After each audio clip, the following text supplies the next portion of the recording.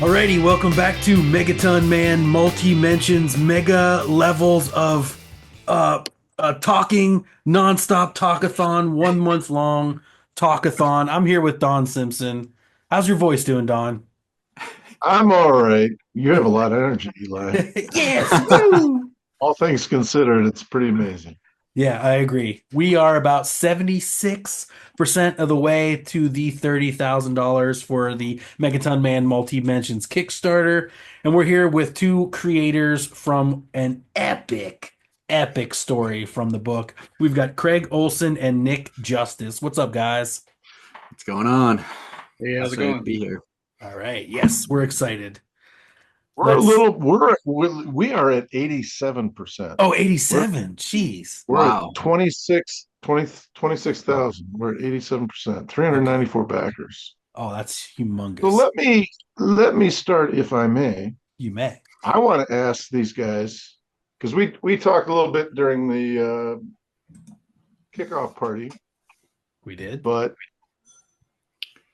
I want to find out, like Craig, really interesting. How did you get involved with Eric Larson and the project you did with him? Let me start from that. Okay, so I guess for the listeners, the project you're talking about is we did what started off as a fanzine. I have a podcast called the Savage Fincast with Raven Perez and another guy, Jim. Raven Perez is an artist that some people might have heard of. I've heard of that. Yeah. But so we do a podcast, a review each issue of Savage Dragon. We're up to almost 300 issues. So we've done quite a bit. And so as part of our 10-year anniversary of our podcast, we were like, I asked Eric if we could have permission to do just like a fan created, almost like a fanzine comic, kind of like Now, this Multimensions. Where everyone were you like the editor in chief as well as the writer, contributing writer? Yeah, so we were planning on giving it out to the podcast listeners for free. We asked Eric if we could do that. He blessed it. We put it together, and actually all the contributors, a lot of guys that read Savage Dragon are also great creators, and it's a ton of skill in that. And we put together what I thought was a pretty decent comic. And I showed Eric, and Eric really liked it. He called it kind of like a Tijuana Bible for Savage Dragon. He got a kick out of it, and wanted to print it through Image. So we're like, Nick's holding it up. Nick's holding it up right now. If you could put that on the there. So cool. Got Eric to that cover was a commission that I had. That one of the guys, Eric drew it, penciled it, and I had one of the creators, Mark Welser, ink that, and then. The inside, I don't know if you want to flip through that real quick, Nick, but it's all different fans. It's all fans that contributed, and so we published that, and it's history. Having an Image comic is like one of those bucket list type things. Did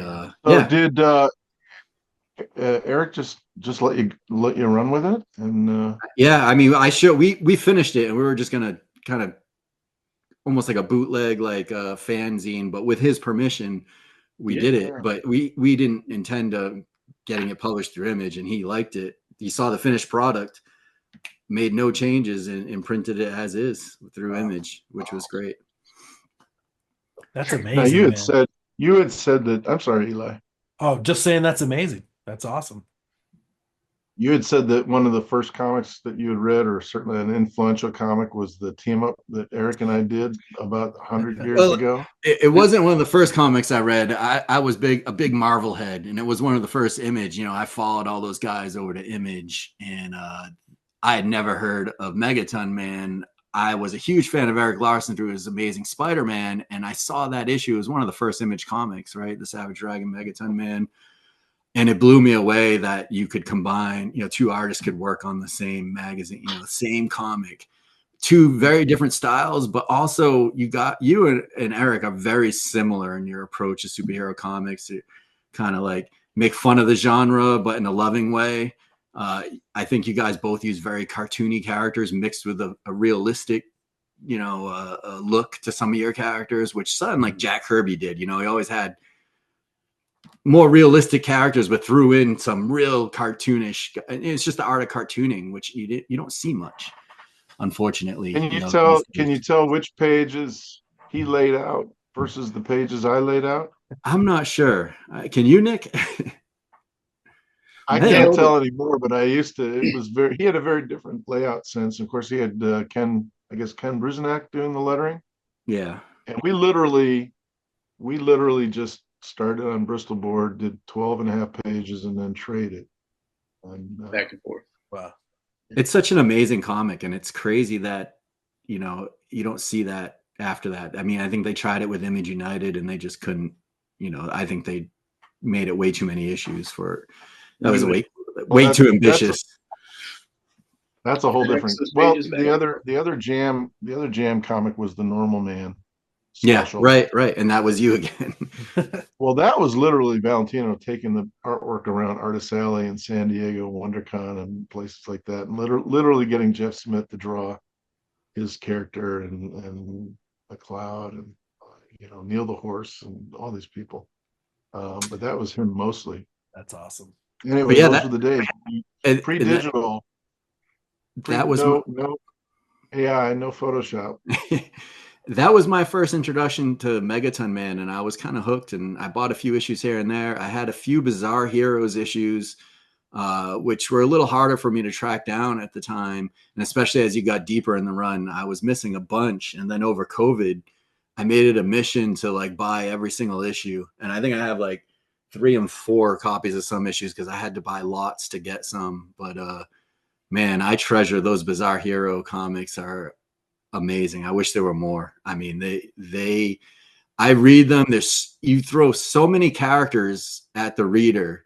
It was almost like I felt like you wanted to get all that exposure because you just wanted to get it all in there. Like, this is almost overwhelming. You've already got the job, so you don't have to. So well, good. Nick, were you in Super Freaks too? Did you draw some of that? Craig and I worked together on that as well. Yeah, we had a story on that together. Yep. Let me ask you now. Raven was originally doing some sample pieces for the zombie story. Come about, I like totally already blacked out in 2024. There was so much going on. 60 contributors. I don't remember. I'm sure. Who did you talk to? You talked to MFT, or did you talk to me, or did you talk to? When we first pitched this? Yeah, I think it was whoever the original was. It MFT. Raven. After we'd finished Super Freaks, Raven and I were like, So I did the Super Freaks story with Nick. Raven did his own story. And one day we're like, oh, we got to collaborate on something together. I had some ideas for like a Savage Dragon backup or something. We're going to pitch Eric. And then I think the MFT thing came up. It's like, hey, I know like Big Bang, which I'm also a huge fan of, just went through. And, I was like, oh, that would have been nice. I should have pitched something, and I just didn't have the time. And then Megaton Man, I was like huge into Bizarre Heroes after COVID, and I was just such a fan of your work. And I was like, let me pitch this and see if that's something. And I, asked Raven if he would be involved, and he helped with some preliminary sketches and layouts. And then he just got too busy.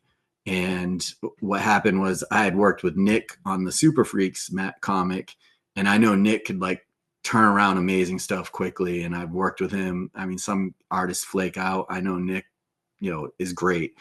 And so I was like, hey, Nick, Raven couldn't do this. And, is this something that you could help out with and join the team? And gave him kind of Raven's thumbnails, and Nick went to town. I just couldn't believe how fast he was turning pages after that. So Nick comes in, a very different style, different character, different energy than Raven. I thought Raven's work was kind of oversexed. That's his MO, and that's his digital comic is like that. It would have been a very different kind of project. Yeah. But and I think I took too long to get back to him, or to get back to you, and he found better things to do. But Nick just came in with a ton of energy. So this is the story as it finally emerged. And I can recall your original drafts, Craig, if you could kind of walk us through it. You had you started with the Bizarre Heroes, like they were kind of holed up in their headquarters and they're watching a bunch of news stories unfolding and TV screens, and the world has turned into zombies. And you really worked out this whole worldview of how the Bizarre Heroes were like the last remnant of humanity or something like that. And it went on like that for 3 or 4 pages. And the slick is like, the slick here is giving a speech, like rallying the troops. And then in the last panel, the zombie Megaton Man busts through the door. And we went through a few drafts. And what was that like from your perspective? I was kind of too much of a control freak compared to Eric, or was I? No, What? I mean, well, yeah. So, I mean, Well, obviously, yeah. no, I appreciate everything that we went through, and I think you were right at the beginning. I mean, no one wants to hear some criticisms and things like that, but I tried, obviously keep an open mind. You're a professional, and I came into this. I had this whole backstory in my head. This is Multimensions. I wanted to explain to the reader how we got here, and I think you came in. You're like, we don't need all this talking heads or like setup. Like, just get into it, And at the time, I think it was 5 pages, and we expanded from there. But I really wanted to like set the reader up, and you were right. It was like, you don't need to do this. Like, just get into it. It'll be way more enjoyable. I wanted Multimensions was supposed to be a twist on everything, so I wanted the slick to be, he's a very kind of I don't know what would you call him? Like shy. He's just like He's a how would you loner character? and a recluse He doesn't ever think he's but good enough, and so I wanted to make him like this very strong character, right? Multimensions, the world's completely different here, and it was like I was just spending way too much time on the setup, and we cut that all out and just got into it. And once we got into it, the pages started flowing more. We added a couple more. We got that splash in there. That splash was like a bunch of stick figures I gave to Nick, and I was you like, have "This the is you have the original behind you. yeah." I bought this from Nick. I had to have it. But yeah, it's a beauty. Yeah, the kind of the universal challenge in this anthology was trying to get as many different people. That's just beautiful, and try to get as many different people, and kind of 2 or 3 page stories and so forth. And in that kind of a situation, you just got to cut to the chase. And you had this elaborate world setup backstory. It's like, okay, great, that's great. That's a natural part of the process. If we were doing like a 4-issue miniseries or something, we could do that. Yeah, you're absolutely right. I But mean, cut it. Can you put them outside and have them fighting and burn the city down and stuff? And you guys just went to town then at that point. So what was the? Remind me again. Like I'm pre-Kirkman. yeah. So what was your thought on riffing on giving him a hard time?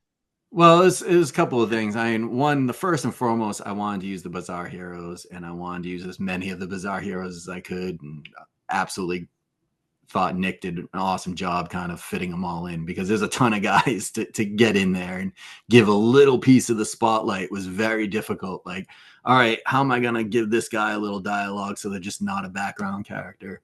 And then the other thing, I was like, if I'm going to do this, like I really racked my brain of how I can kind of make this stick out. And one of my favorite publications in the early days was Splitting Image. And I thought it was amazing that, the guys allowed you to basically roast them, instead of, it wasn't at a different company that you're roasting these guys. So it didn't come off as kind of like envious or anything. It was like Image putting out their own roast of themselves. And it was like one of the first titles, like that was very early on, and when I was thinking, I was like, Kirkman came way after that, but he's an Image partner, so he never got that treatment. So this is my chance to put on the Don mask, and like, what would Don do to roast Kirkman as part of splitting Image? And so that's how I kind of approached it. Why don't you hold that center spread up again? Because I just I think I was sharing, so you couldn't see what you were holding up. Craig. This is So Nick, tell me what you, as I recall, I told you to just go ahead and well, that's like two 11 by 17 Wow. pieces of Bristol. That's amazing And, work. Amazing butted work. right beside each other. Just yeah, look at that. I was just happy you gave us a couple more pages to work with. I was like, hell yeah. So well, you kept making so much progress. I can recognize some of those posts. oh yeah. I was referencing Bizarre Heroes and issues of Megaton Man. So that you were like looking at some of my comics, or at least definitely, yeah. Well, I just think it's a real set piece. It's one of the longer stories in the production now, and it's also just the coloring was just like Technicolor. Yeah. How many times have you worked with Mark Dale? How did you find him, and how did you get in touch with Micah? A buddy of mine named Dave Fowler got me in touch with Mark. Mark colored a portion of a bootleg Batman comic I made last year. And I was impressed enough with his work. I asked him if he would be interested in coloring this for us. And That's I was amazing. Yeah, so he was turning out colors as fast as I was penciling and inking the pages. And did you had either of you worked with Micah Myers before? Micah actually lettered our story in Super Freaks. Right. Oh, okay. 5-page story in that. I think that was the first time I'd worked with him. I reached out to him. He's been nominated for lettering awards, the Ringo Awards in Baltimore for a few years, and he's lettered all kinds of things. So I reached out to him for this as well. Is Super Freak still available for us to find? I know it came out through Image, but is it available? You got a back, or I mean, you have to find in the back issue bins at this point. I don't think there's any more at the distributor. I have a bunch of copies. If anyone's interested, I might be able to send them a copy or something. You do too? How many do you have left? I've got like 2, 3, maybe. If I can. I think I have maybe like 20 issues left. All right, I'm gonna hit you up, Craig, because I'm gonna check. I'll send you one over. That's sick. Talking about the colors, though, I mean, the super saturation and the brightness, at least on the digital, I don't know how it's going to look printed, but I feel like everything's toxic and radioactive when I look at that. And I think that's kind of the feeling I like. Across, yeah. Yeah, like everything feels like kind of just gross green, like the zombie-ish, and the flames in the background really make the characters in the forefront pop for me. And I'm very happy with that. Yeah, it certainly is the case. And I did want to mention Maury the Maple Leaf. How did he sneak in? Oh yeah, that wasn't in the script. That's a very deep cut in Bizarre Heroes. Well, that's a Savage Dragon fans reading the back matter of Savage Dragon when you were publishing all your digital comics in the back of Savage Dragon. Yeah.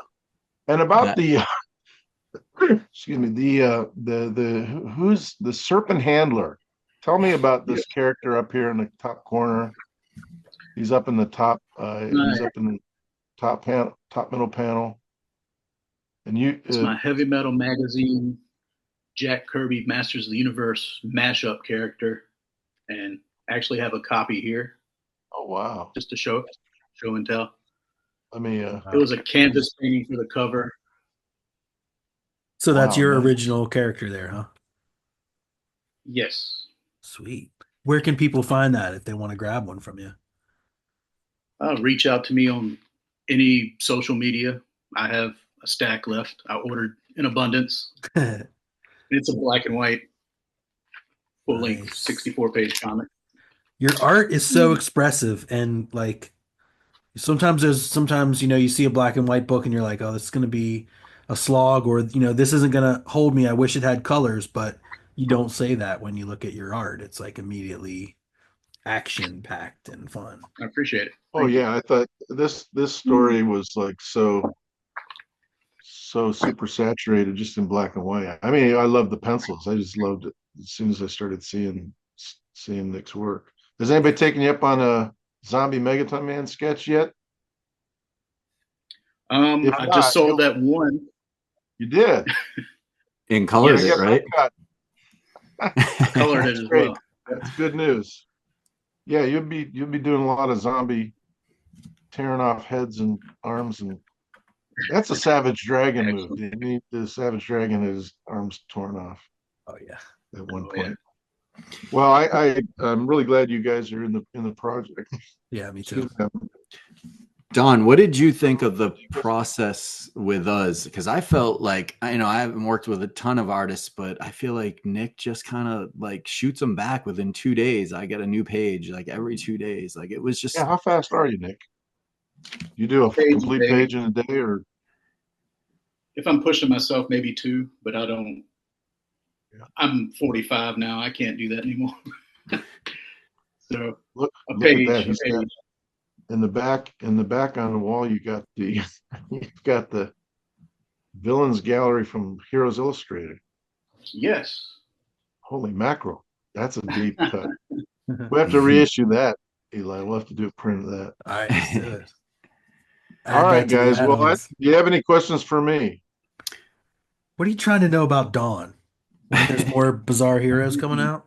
Well, yeah. I mean, my favorite thing about this book is that it's not just a fanzine, that you've put a lot of original stuff in this and teamed up with a lot of other guys. Like I love the Big Bang characters and Chris Ecker's Night Watchman stuff, Captain Action's in there. Like, was a lot of this stuff that you just came up with new, or you had stuff waiting in the wings, or? Well, a lot, like I used some filler material stuff that I had already colored just because this is in color. I did want to represent Ms. Megaton Man. You used Ms. Megaton Man, but she was kind of underrepresented, so I wanted to have some more of her and stuff. But I'm cheap filler. Well, I think, but I think if people are buying a Megaton Man project, they appreciate having the creator involved in it. I mean, that's huge for me. If I was not involved, seeing how many like little mini comics spread throughout this are done by you is what I'm looking for, because anytime I see a new comic with your stuff in it, like I'm excited and ready to check out what you're putting out. So now this is my final question. So you're a project manager. What kind of projects are we talking? Is this computer code projects? Oh, for me? No, I do. So I do environmental work. So I do cleanup of contaminated sites. So I'm the one out there sampling and doing risk assessments and stuff like that. But I've been, always into comics and writing and stuff. I do technical writing, but not I'm not writing prose or anything. And you got a cellist and a violinist, right? Oh, my kids, yeah. Actually, I told them they had to stop by 8:00 because my kid got home from baseball, was right to cello. He's like, Dad, I got to get 30 minutes in. And I was like, well, you got to stop at 8 because I'm recording. Nick's got a black belt in his house. Oh, wow. Oh, yeah. Well, that's satisfying. I might have frozen it. Very good. Awesome. Nick, Nick or Craig, is there any bizarre heroes that you didn't fit in that comic that you wish you had? I think, actually, one of the original iterations had, what do you call them, Don? They're not, it's like the Monster Squad with Forbidden Frankenstein and all those guys. Oh, the Tomb Team. Yeah, the Tomb Team was in this, and it was just way too much. But I wanted everybody in it. I wanted to play around with every character. But I like that team. I think they're cool as hell. Nice. Well, I'm saving them for the Mr. Monster team up. Yes. we're gonna have forbidden. They wear their clothes, but they're so that's the next thing I want to get that. I'm a third This of is the way one of through my that. prized possessions right here. So yeah, that should be God. fun. All right. Oh, Oh, there you go. I've never seen that before. Yeah, that's not a Don Simpson. No, it looks Get that very much like slab. Don Get that Simpson. slab. All right, All awesome right. guys. Thank you so much for coming out. And if you're watching this, get on out there. If you haven't backed the Kickstarter yet, what are you doing? Get out there. Support us. Help us. We're so close. I'm confident we're going to get there soon, though. And then once we pass it, we've got those stretch goals. So stretch out so we can reach those goals. Any final words there, Dr. Don? 16 days left. That's it. 16 Thanks a lot. days. Thanks, Eli. Absolutely. Thank you guys. Thanks for Thanks, the Nick. opportunity. Thanks, Craig. All right. Bye-bye. Later.